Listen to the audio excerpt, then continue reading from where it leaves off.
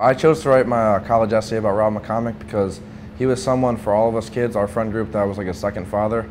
He would take us to games and practices when we didn't have a ride. He would give us extra practice, take us out to dinner. He was someone we could joke around with and talk to if we needed someone. And we could really look up to him. He was someone that definitely touched us all deep down in a way that not many other people could. I was just getting done with homework when he got home. He was coaching Babe Ruth team right after work.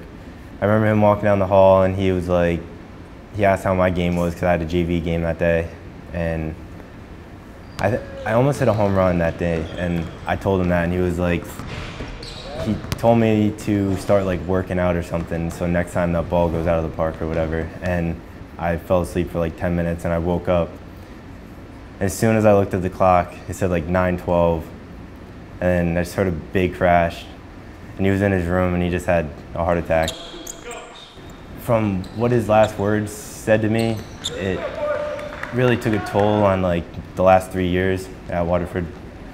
I really like busted my, you know what, a lot more during like practice and in the off season. Like I always worked, I worked a lot harder with like motivation and stuff, just by him saying like, you need to start working out so that ball gets out of the park next. And like those were the last words he ever said to me.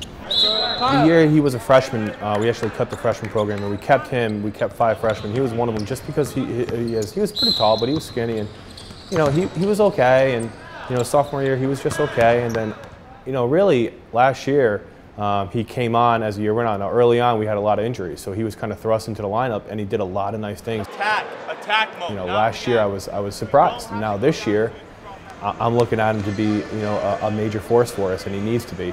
Knowing the season's dedicated to him, it's gonna make me work a lot harder in every minute of the game, every second.